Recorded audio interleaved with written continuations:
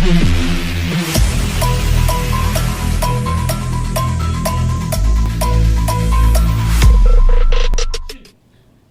बहुत स्वागत है आपका इंडिया लीगल रिसर्च फाउंडेशन के इस खास कार्यक्रम में।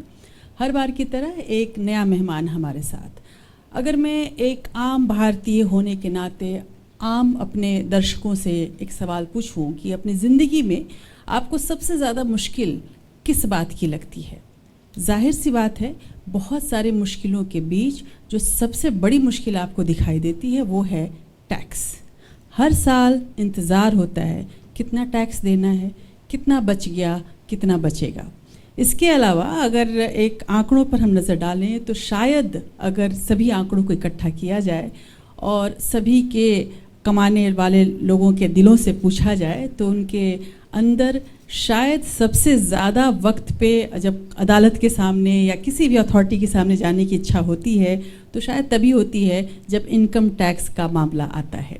और आज हमने इसीलिए एक ऐसे मेहमान को आपके सामने हम रख रहे हैं जो कि इनकम टैक्स से ही जुड़े हुए हैं, यानी कि ITAT के चेयरमैन हैं और अध्यक्ष हमारे साथ GS पन्नू साहब। इन्हें हम यूं नहीं छोड़ने वाले हैं, हम इनसे तमाम टैक्स की बारीकियों को भी समझेंगे, कहाँ कहाँ हमें राहत मिल सकती है ये भी जानने की कोशिश करेंगे, सरकार हमारे लिए क्या कर रही है ये भी पन्नू साहब हमें समझाएंगे। और साथ में जो वकील हैं जो टैक्स की प्रैक्टिस करना चाहते हैं, जो इस क्षेत्र में आना चाहते हैं, उनके लिए क्या क्या विकल्प यहाँ पर हैं ये भी हम आज सबके सामने रखेंगे। तो सबसे पहले पन्नू साहब, आपका बहुत बहुत स्वागत हमारे इस खास मंच पर। मुझे 2-3 चीज़ें जब आप आने वाले थे और मैं सोच रही थी कि इस कार्यक्रम को किस तरह से लिया जा सकता है। एक तो बहुत ही वैसे ही टैक्स की समझदारी हमारे ऊपर बड़ी भारी पड़ती है, एक तो वैसे ले सकते हैं, और एक अगर लाइट मूड में कहें तो तमाम, अगर आप फिल्मों के शौकीन हो तो तमाम ऐसे गाने हैं जिसमें टैक्स का बड़ा वर्णन है।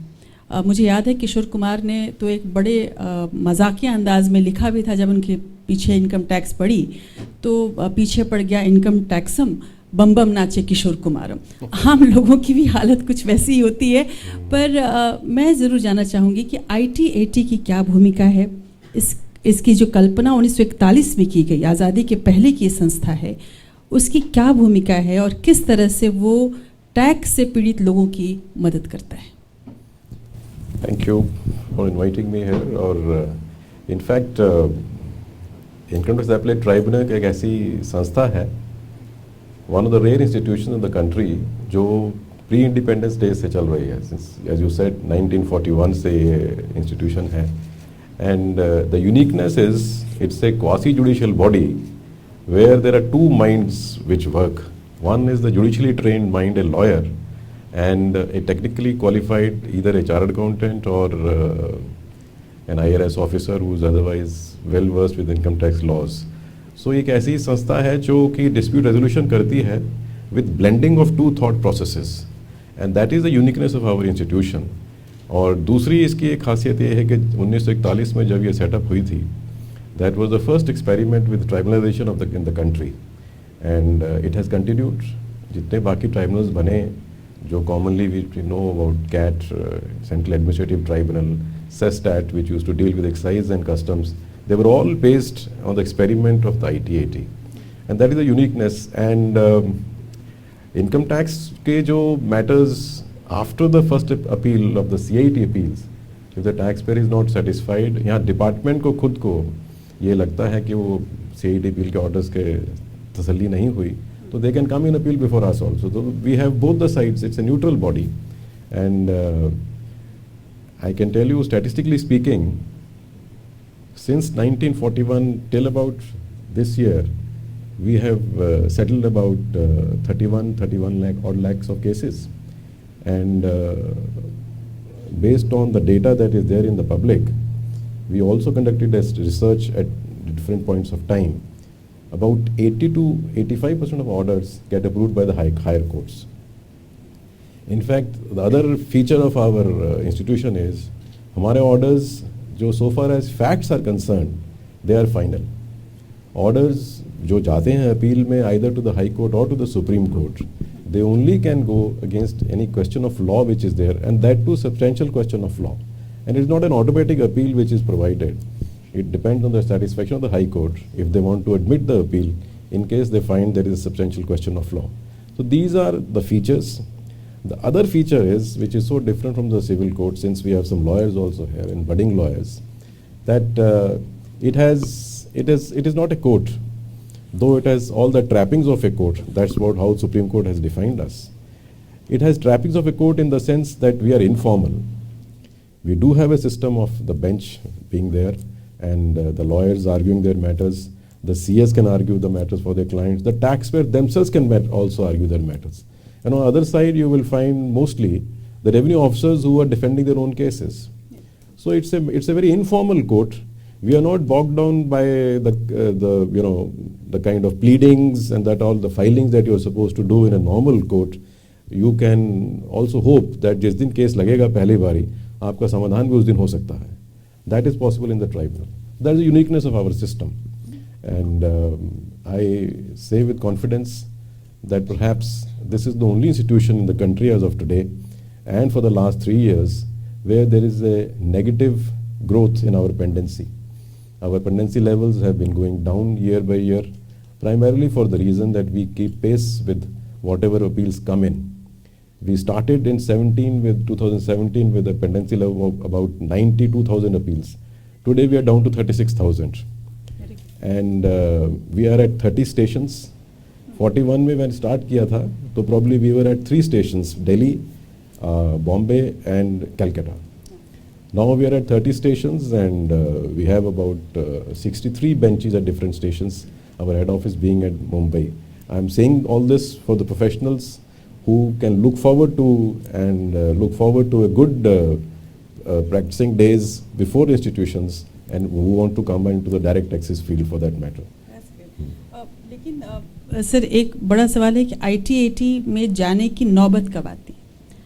Yes, so let's start with a basic thing that जब आप रिटर्न ऑफ इनकम भरते हैं अपनी, तो depending on the policy of the government, अब तो वो सेंट्रलाइज्ड है एट द बोर्ड लेवल, आपकी स्क्रूटनी होती है रिटर्न की नहीं होगी. अगर स्क्रूटनी होती है there can be difference in the assessment between the taxpayer and the assessing officer.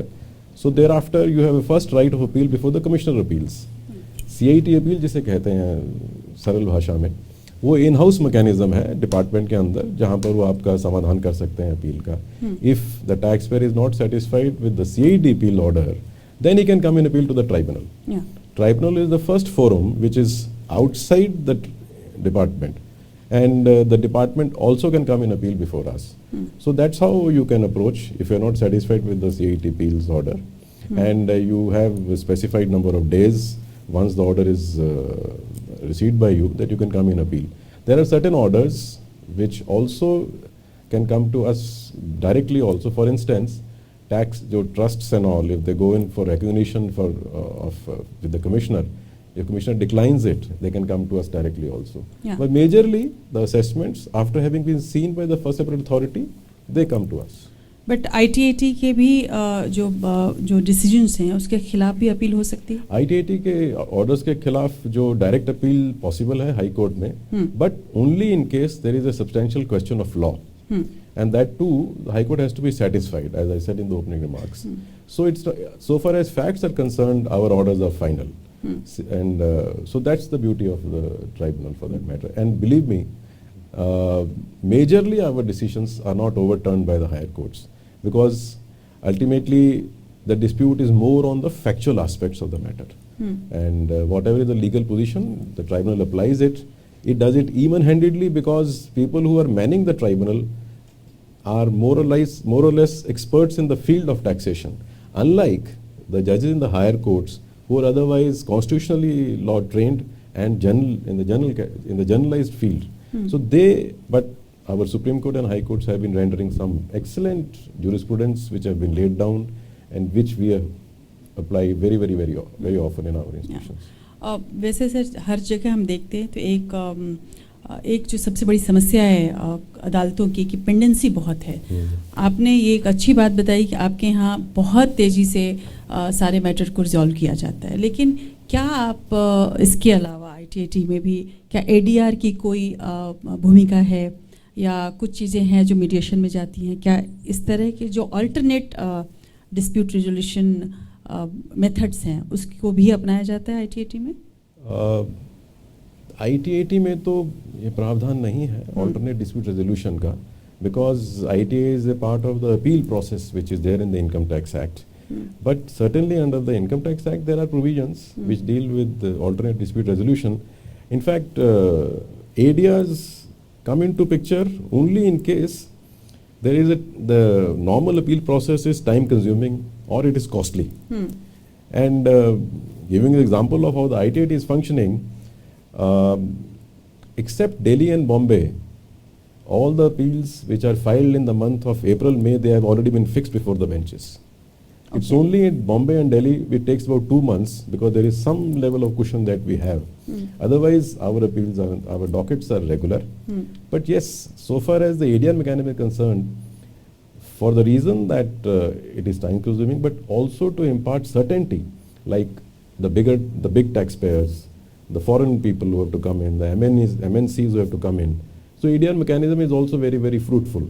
Okay. And coupled with the advanced ruling authorities, so they look for certainty in their tax affairs even when they want to come to do business in India. So those are features which certainly stand in good stead for the taxpayers and provide certainty and uniformity to both sides, the taxpayer as well as the department. Yeah, but what about contempt orders? क्या ITAT के पास कोई ऐसी power है अगर और in which situation contempt पर कार्रवाई कर सकती है ITAT? The tribunal की जो proceedings हैं, as I said, they are informal, but at the same time they are judicial proceedings. Yeah. Even in the context of the Code of Civil Procedure and Code of Criminal Procedure also. So our proceedings being judicial, the orders are expected to be followed. Time and again this has been laid down also by the higher courts also, that the tribunal orders, whenever they are passed, they have to be implemented faithfully and diligently by the lower authorities. It can happen that the different benches and different stations may pass some contradictory orders because our orders go not to one high court, they go to different high courts depending on the jurisdiction. But so far as the finality of the order of the case of a taxpayer is concerned, it is final and the assessing officer is bound to follow it.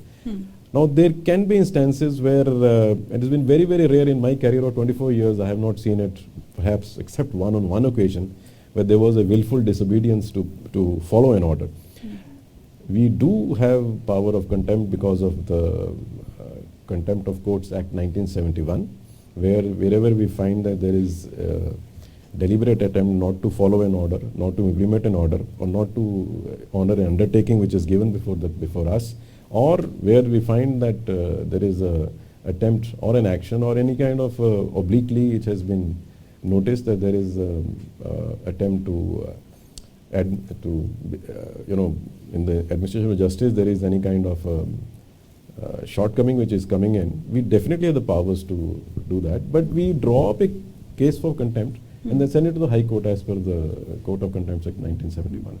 वैसे sir income tax जैसे मैंने आप शुरू में ही बताया कि वो नाम सुनते ही इतना डर हो जाता है कि आपके फैसले आने के बाद मुझे लगता नहीं है कि कोई ऐसा हो जो पालन नहीं करना चाहे, कोई अगली मुश्किल में फंसना चाहे। पर सरकार के जो न्यू टैक्स पॉलिसी है उसको लेकर बहुत चर्चा हो रही है और ये कहा जा रहा है कि ये एक तरह से न्यू टैक्सेशन रिजीम आ गया है और इसमें बहुत कुछ माना जा रहा है कि सुविधा दी जा रही है, हालांकि अभी भी इसको समझना आम लोगों के लिए बहुत मुश्किल भरा है। क्या प्रॉब्लम्स हैं उसके, क्या बेनिफिट्स हैं और क्या आपको लगता है कि इससे आने वाले समय में जो टैक्सेस को लेके जिस तरह के केसेस आते थे उसमें कमी होगी? Frankly, though I am a chartered accountant and doing tax matters for 23 years now, but I may not be quite at home to answer this question because जो CAs, जो lawyers अभी younger हैं, they do it day in day out. They will be able to tell you that. But primarily, the thought process of the government is that as you initially you said that tax बहुत मुश्किल होता है और there are, and certainly yes, the jurists have said in so many words that there is a section, there is a subsection, there is a proviso, there is a proviso to proviso and all those things. It's a complicated law. Yeah. and further compounded by the fact that every year there is a new Finance Act which comes in. Yeah. So the existing provisions are tinkered with. But certainly presently the present government has some thought process over it, and because of so many exemptions being spread out, that you may take some benefit of the LIC policies, you may take benefit of the HRA. There are so many exemptions which are available to a salaried person and to others also. To ultimately, the idea is to use the fiscal laws for equitable distribution of wealth. Yes. So the one way of doing it is that you widen the tax base, and the other way to do is that you reduce the exemptions and the discretion is available with the authorities, and reduce the tax rate instead. Yeah. So this is the new tax regime is the attempt towards that direction, that you reduce the basic tax rate for everybody, and at the same time cut out the exemptions which are available. So as a layman, I would say that everybody will have to evaluate as to how much is the tax coming under the old regime, where you have a host of exemptions and claims and deductions which you can claim, and compare it with what the tax liability is under the new regime, where you have a lower tax rate. Yeah. And this is what even the And law allows you to do. for that, they have new tracking system as well, as a finance minister has mentioned. Right, now that's a different thing altogether, Yeah. the new tracking system. Well, we are all familiar with the earlier regime of the Inspector Raj, when you could see people physically going door to door and trying to look for tax evaders and looking for tax evasions. Now that's that's an old age now. Now the businesses, our lives work in a very, very different ecosystem. It's all technology driven. Your transactions can be tracked. There is a trail which is possible because of technology which is available. And the department is also using the same technology to trace your transactions, to track your transactions. And so much of data is coming in that you can actually look at the data and look for the bigger fish, as I would call it, and leave out the small taxpayers. So that this is more of a deterrence. So what this will enable is that you will have a larger tax base. This will be a reward also to the honest taxpayers, because the tax rate will come down in the normal course of things. So therefore we will be moving towards more of progressive taxes in this regime. And what is this Vivad se Vishwas scheme which has started? Well, this is one of the most ambitious schemes launched by the government of India, and that was primarily aimed at reducing the tax litigation. This was in this I think budget of 2020. Yes. This was introduced, whereby the government looked at the number of cases which were stuck up in different, maybe at the CETP's level, the tribunal level, the high courts and the Supreme Court. So therefore at all the 4 levels there was so much of number of cases which were locked up. The tax revenues were locked up. The cost of litigation was there. It was affecting the taxpayers. It was affecting even the department also, for that matter. And this scheme envisaged that there was no immunity given as such under the scheme. The taxpayer could settle the disputes by paying the taxes and also saving on the interest and penalties. The government did sacrifice its portion of interest and penalties, but what it gained was that the money which was locked up in areas, locked up in litigation, and at times fruitless litigation, that was realized, and the taxpayers also benefit. Like for instance, our pendency levels went down because about 15 to 20% appeals which were settled under the Vivad se Vishwas scheme. So we could, because of this reason, the ITAT could concentrate on the larger cases, concentrate on the taxpayers who were more serious disputes were involved. And similar is the case with the department. And of course the taxpayer is not expected to be in the business of litigating with the department. So ultimately अगर आप settle कर सकते हैं तो करिए. लेकिन sir ये माना जाता है कि भारत में गरीबी के जो कारण है उसमें 2 चीज़ें बहुत ही इम्पॉर्टेंट है. वो ये है कि जिस तरह से डायरेक्ट टैक्स और इनडायरेक्ट टैक्स 2 तरीके के टैक्सेस हमारे पास हैं, और ये इनडायरेक्ट टैक्स की वजह से हमारे को ज़्यादा प्रॉब्लम होती है. और तो और अगर आप ओवरऑल एक आंकड़े की बात करें तो 10% जो हमारी पॉपुलेशन है उसके पास 77% हिस्सा है ओवरऑल वेल्थ का. अब ऐसे में जो और 6% लोग ही इनकम टैक्स दे रहे हैं. 2 सवाल है मेरा यहाँ पर. क्या आपको लगता है कि डायरेक्ट टैक्स मोड में और ज़्यादा शिफ्ट करने की ज़रूरत है? दूसरा, टैक्स नेट को कैसे बढ़ाया जाए कि ये जो बड़े लोग हैं जो अलग अलग रास्ते से बच जाते हैं और टैक्स नहीं देते हैं, उनको इस नेट में लाया जाए और जो आम है, उस आम व्यक्ति है जो कमाने खाने वाला है, मिडिल क्लास है, उसको ज़्यादा से ज़्यादा टैक्स में सुविधा मिले? ये तो बिल्कुल ही वाजिब सवाल है और in fact for any responsible citizen, for any responsible state, this should be the objective that the common man, the person जो आम खाने, स्मॉल टाइम पर्सन जो है, उसको टैक्सेस की सुविधा मिलनी ही चाहिए. So far as this inequality of wealth is concerned, India is no exception. It is there in every part of the world. But yet, every country has its own way of dealing with it. And I am reminded of my school and college days when we used to read that the indirect tax system is aggressive. And direct tax system is always progressive system of taxation.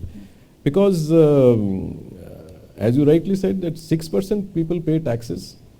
But GST and indirect, 100% people paid. Because it is levied on all across all products which are used by the rich, the product which may be used by the common man also, the poor man also. So that is why you would find that majorly indirect taxes in a country like ours is a major collection area for the government. And if we move more and more towards progressive taxation by increasing the tax base, so obviously the share of the direct taxes would increase, which can always help in reducing the taxation levels of the indirect taxes. Often economists say that indirect taxes go into the cost of production, and which ultimately is passed on to the consumer in the by way of selling prices.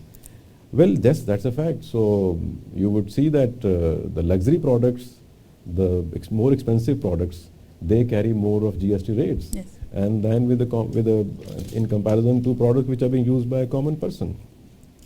So certainly with the present enabled department, because of the technology enabled department, there is more and more of surveillance, there is more and more of focused and targeted assessments, and more focused litigations also when we are pruning down the unnecessary litigation. Yeah. All this will certainly lead to better tax compliances and thereby reducing the dependence on indirect taxes, which any progressive economy should be looking forward to, and so is India for that matter. बिल्कुल.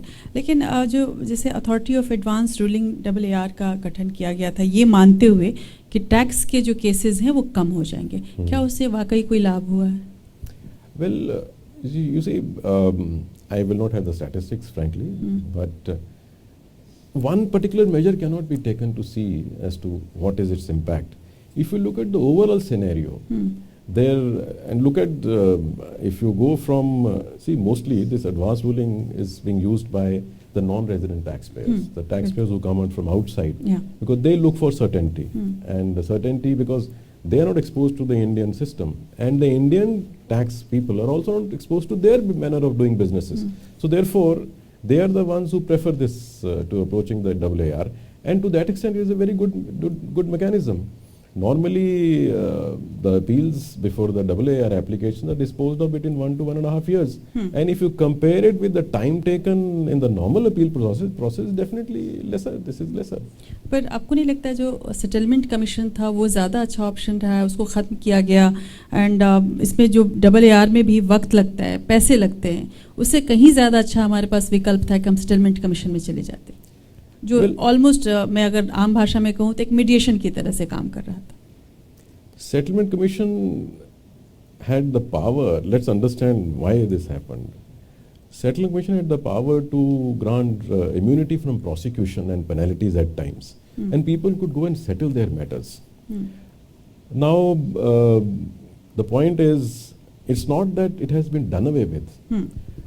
जो pending cases हैं उसके लिए तो of course there is the interim board which is being set up and they are settling those cases, but perhaps the thought process with the government is when you are getting into the scheme where you have focused assessments, so much of data mining which is coming in, you have pruning, you every time now the government comes of the list as to the cases which they need not be litigated before the higher courts. It's a case of no litigation to be done by the government. So at the same time, perhaps the government is thinking that rather than affording an opportunity for more and more opportunity people to settle, let there be deterrence also. And for a small taxpayer, this has not been given up. Now you have a system of, if I'm not mistaken, it's called dispute resolution committees now. Yes. Now for the small taxpayers where the tax dispute is up to 10 lakhs or where the income is up to 50 lakhs, they can still go to them. And the best part is, these committees, they don't have a physical interface. You can do it through the faceless assessments. But अब तो government ने भी in house administrative mechanism शुरू किया है. They are doing it more and more. Yeah. So how this is working? It's one thought process. See, under the Companies Act, the in-house mechanism which is settled now is जो compoundable offences थे otherwise in the Companies Act, they have given it to the in-house mechanism, so which has freed the criminal courts, which has freed the tribunals from enforcing those things. And the in-house trained officer, he's much more easy, better placed to handle that situation. So when there is so much of the government is responding in a manner which is to foster the corporate governance and good business practices. So therefore, perhaps the thought process is that even in the case of settlement commission, let there be compliances. The rates of taxation, India's rate of taxation is comparable with any country, any part of the world for that matter, and we have very, very progressive rates of taxation. So it has to be seen in an overall manner as to what is, whether in such a ecosystem which is there for the new businesses and also for the foreign investors coming in, do we require a body like settlement commission? Sir आपने ये तो बताया कि अगर tax को लेके related जो matters होते हैं वो कहाँ कहाँ जा सकते हैं, उसमें क्या क्या प्रावधान है.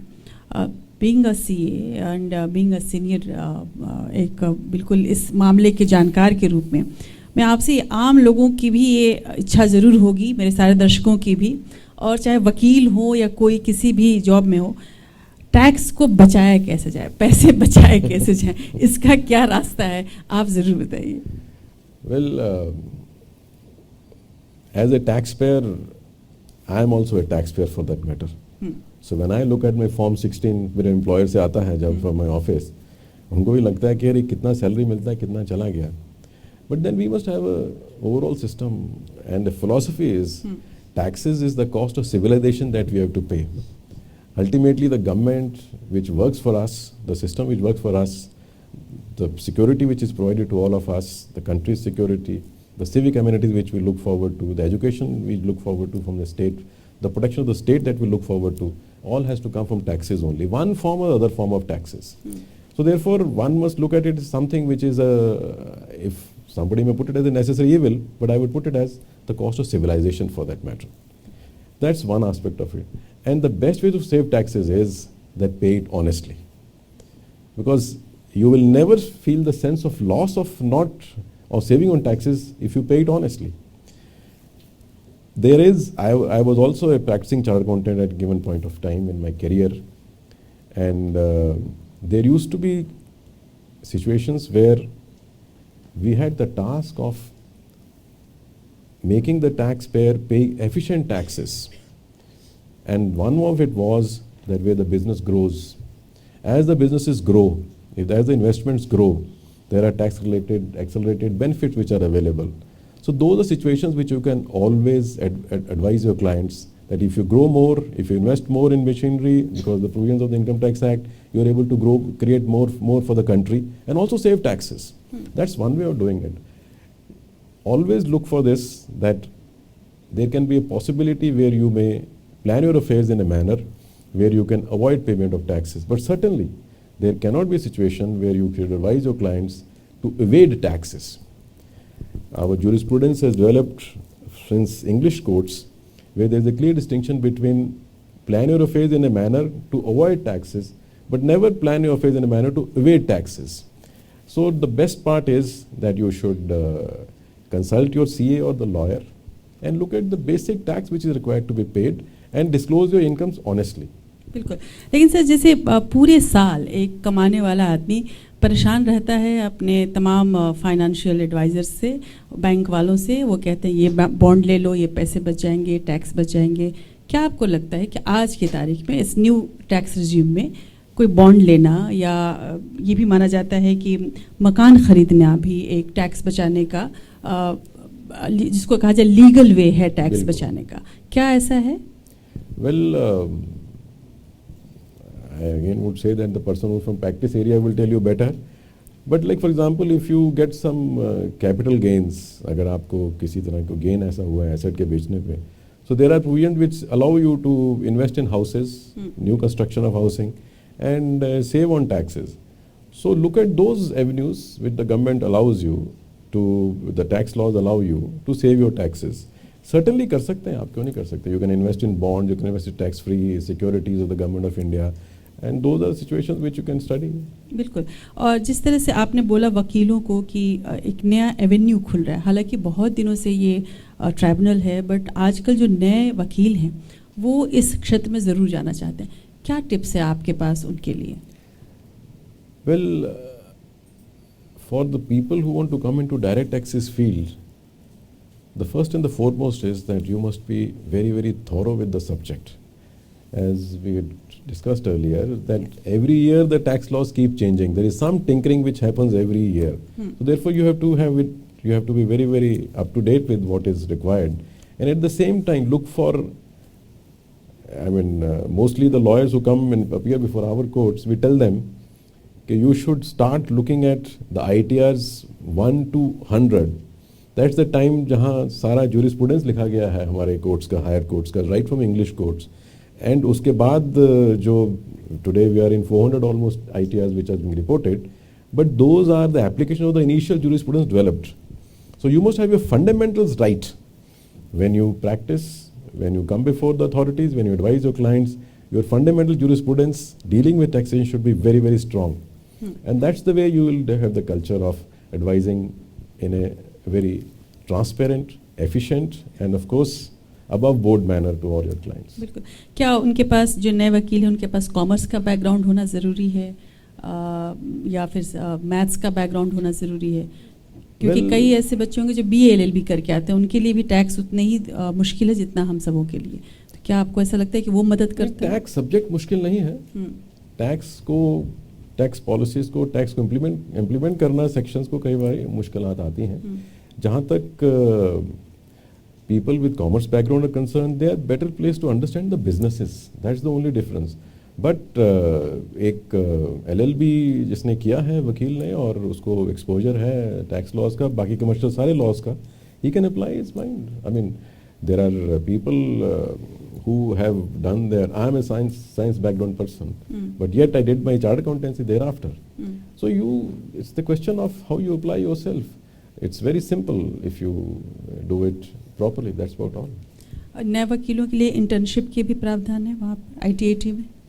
We don't have a formal system of internship, but we are in the process of developing it so that our senior members के साथ कोई ना कोई वकील रहे, कोई interns लगाएं। हमारा concept चल रहा है अभी.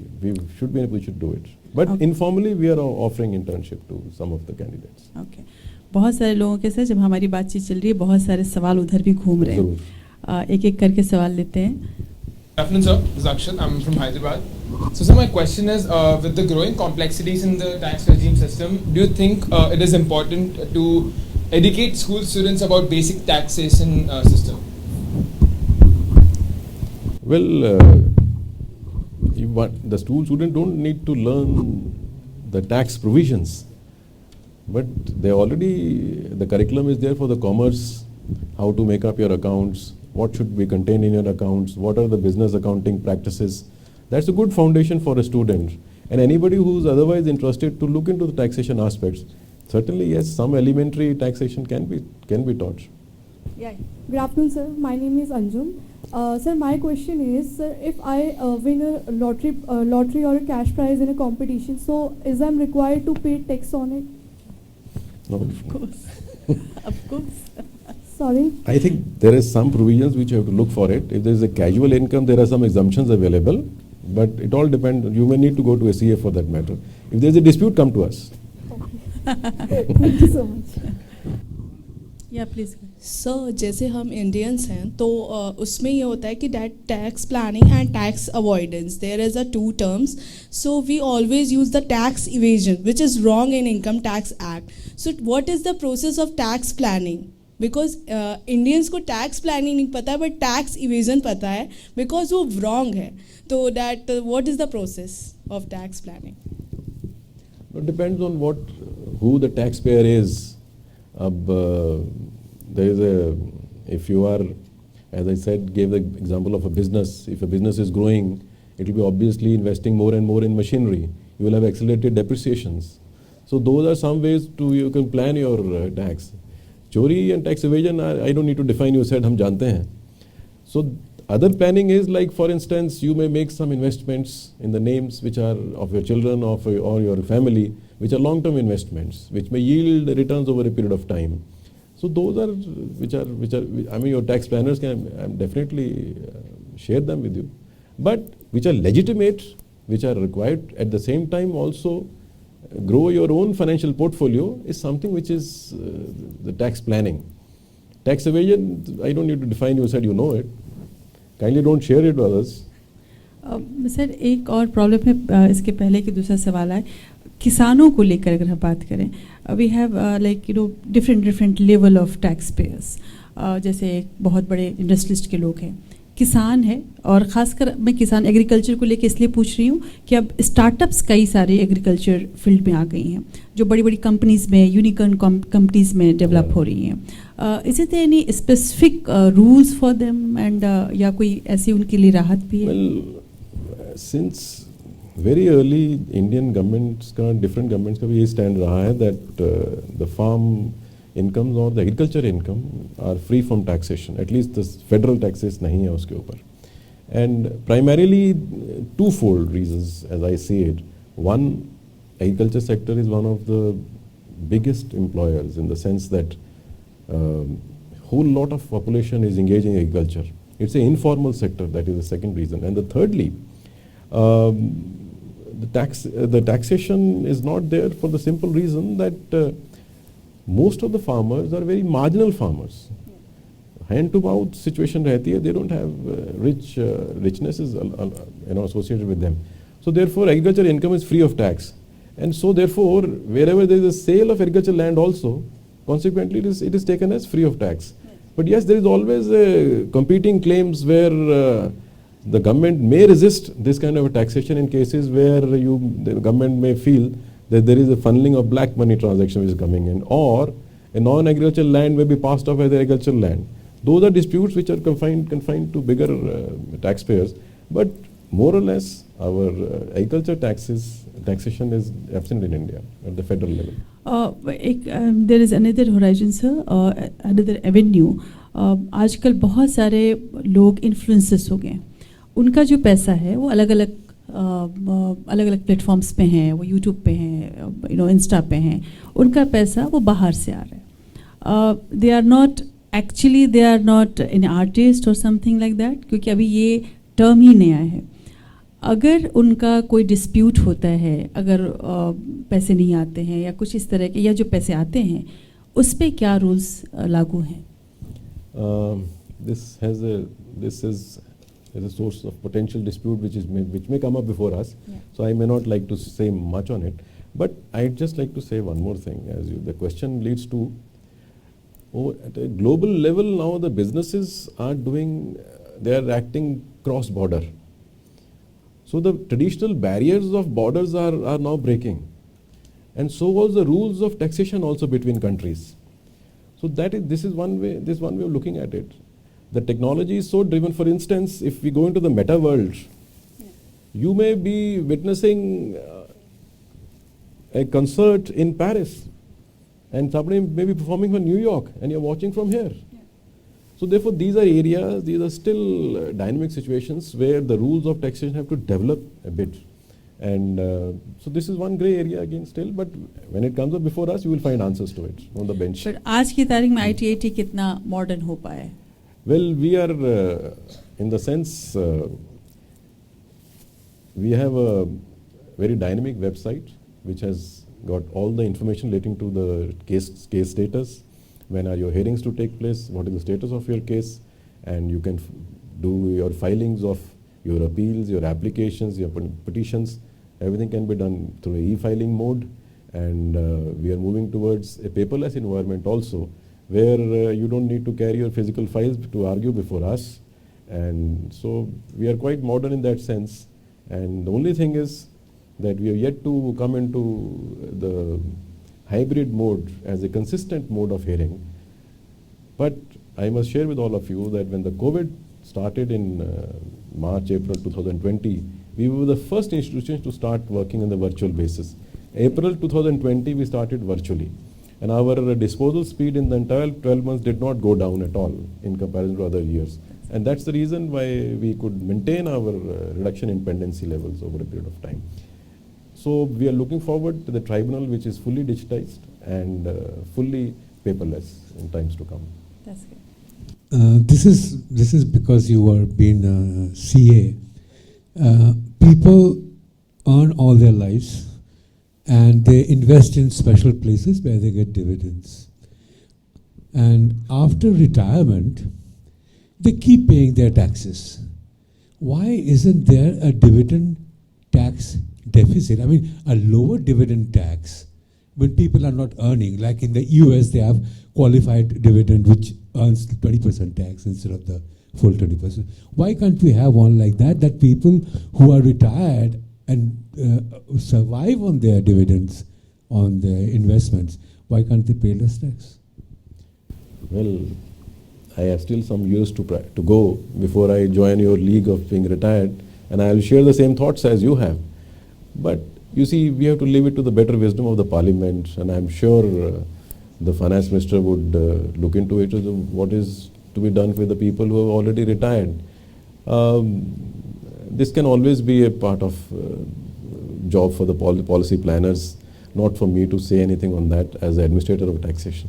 No, I'm just asking you as a CA. Is it possible? Is it a better thing to do that dividend tax is less than a regular income tax? Well, the government, if you look at it, for the last 10 to 12 years, government has been experimenting. First, the taxation of dividends was in the hand of the shareholders. It went back into the hand of the the dividend-paying companies. The DDT was introduced, the dividend distribution tax was introduced. Now it has gone back into the hands of the taxpayer, who the ultimate shareholder is. So they have been, trying to work it out. But certainly, the shareholders do enjoy some minimum tax limits, even in the kind of on the dividends also. It's there, but yes, I appreciate as you are no longer earning during your retirement days, you do look forward to your kitty being tax free. But this is a toss-up which is always there between the taxpayers and the government, which has its own role to play. It's nothing to do with perhaps taxing a sector, not taxing a sector, but perhaps more to do with the basic philosophy of collecting some minimum tax from everybody. There's more to do with that perhaps. Yes, next one. Sir, do you think that lower tax for big industrial houses means higher tax for the common man? Well, in isolation, a lower tax for a regiment or a segment may not be the answer to anything for that matter. It's a package always. What is your level of deterrence that you have in your systems? What is the level of encouragement that you have in your systems? And after all, which side is the businesses? For example, there are certain provisions which are related to business investments, which are being invested into high machineries or into the manpower also. So therefore, it's a complex situation but certainly the basic philosophy is lower rate of taxes should lead to better compliances and better collections for that matter.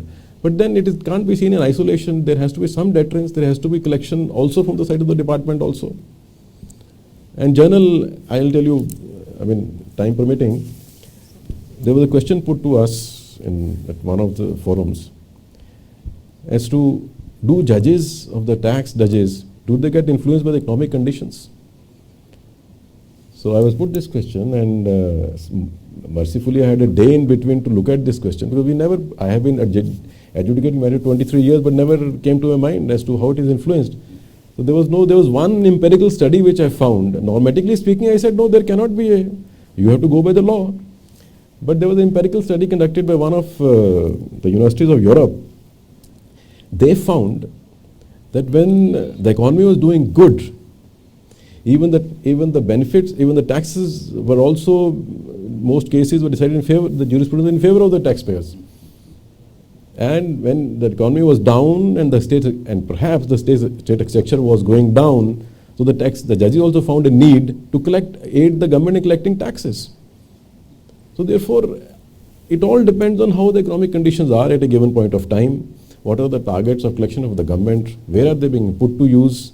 So all those things, it's a complicated situation where one has to look at what is the rate of taxation or what is the ideal rate of taxation for that matter. Sir, my question is regarding gifts. If my father is giving me a transaction, if there's a transaction between my father and me, then that's a gift. If my father is giving money to my mother, then that can be considered as a gift.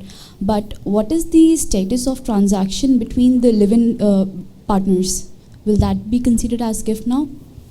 I don't know what the section is, but section 56 governs this, and where they have defined what the relatives are. You have a look at it. I mean, I may not often be able to know about it. But blood relations, yes, it's free. That's what I know. In fact बहुत सारी चीज़ें अभी बदल रही हैं sir, उसको लेके हो सकता है कि टैक्स के भी रूल्स रेगुलेशंस को बदलना तो पड़ेगा। लेकिन सर एक और बड़ा सवाल ये है कि अब जिस तरह से हमारी इकोनॉमी बूम कर रही है, स्टार्टअप्स की जैसे मैंने बात की, make in India, digital India, तमाम चीज़ें करने जा रहे हैं। स्टार्टअप्स सबसे ज़्यादा उनके ऊपर क्योंकि वो अभी कंपनी नई नई शुरू हो रही है, टैक्स के जो रूल्स रेगुलेशंस हैं, हमने एक तरफ स्टार्टअप कह दिया, लेकिन रूल्स रेगुलेशन शायद उतना सपोर्ट नहीं कर पाते हैं अगर हम स्टार्टअप की बात करें।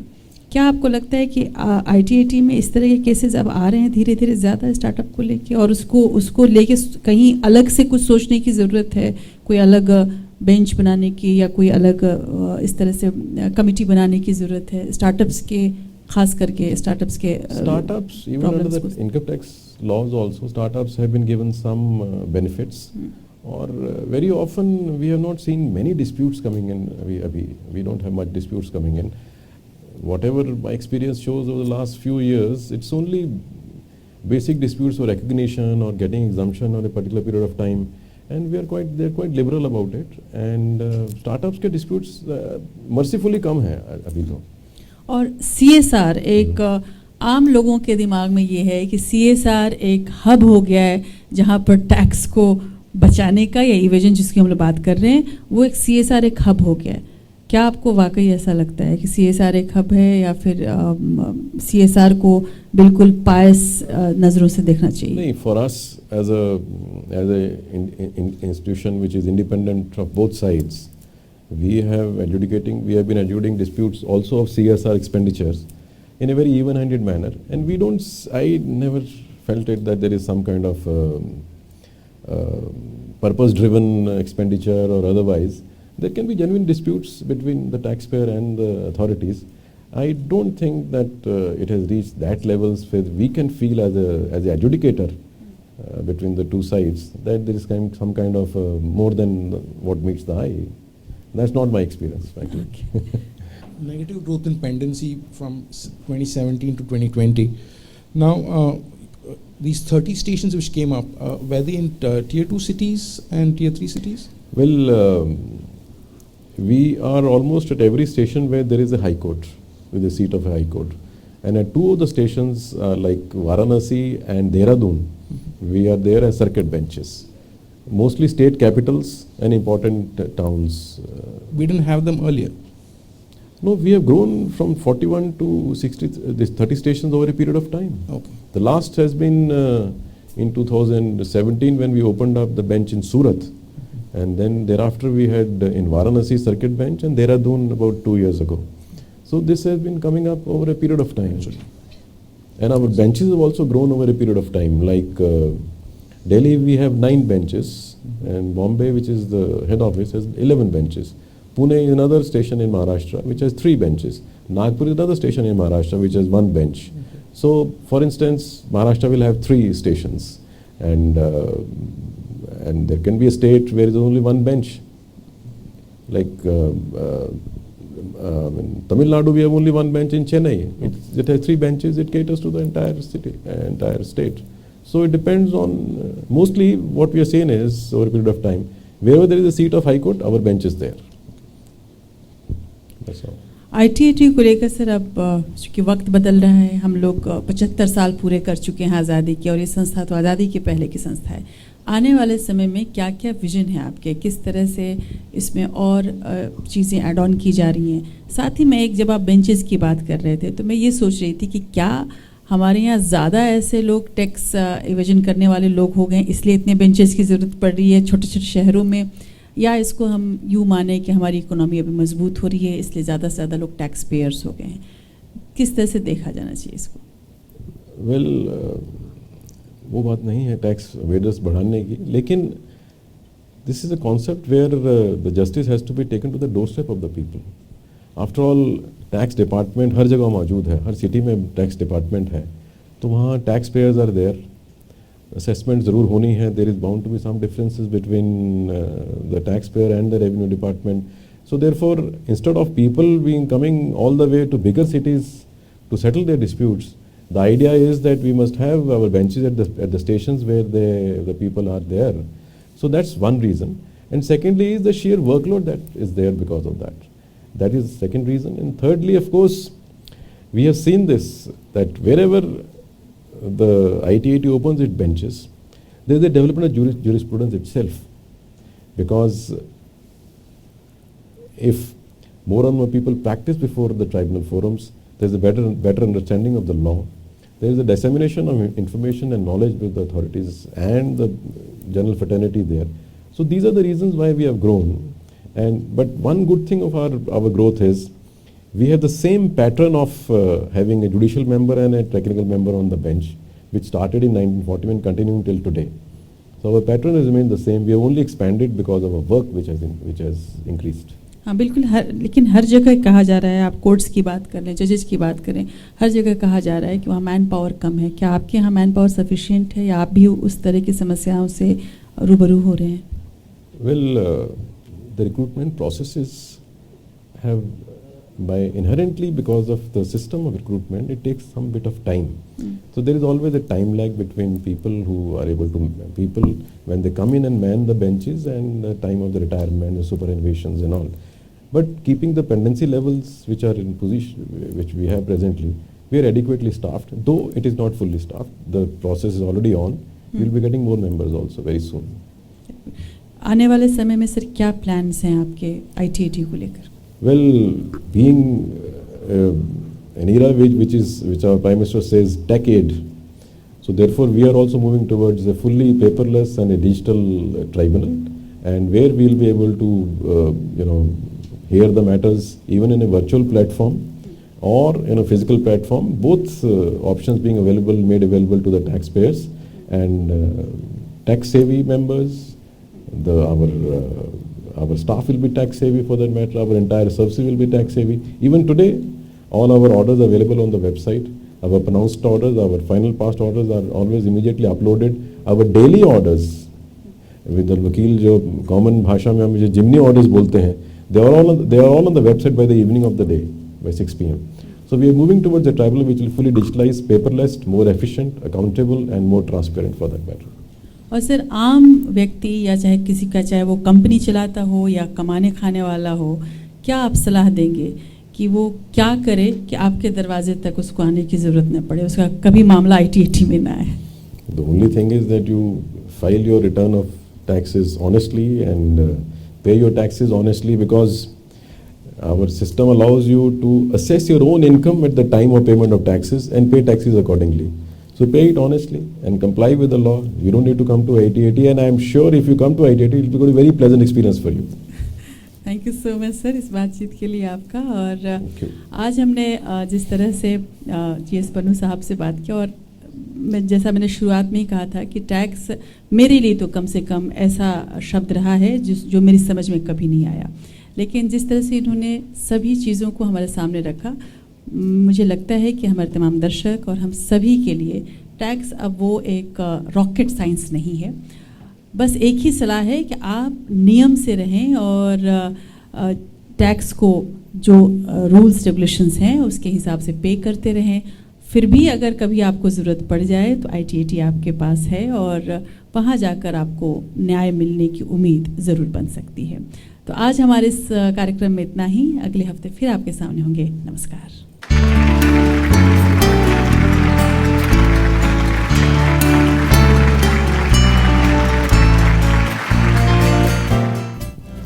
PANNU Saab is chairman of a very important tribunal which adjudicates the tax matters.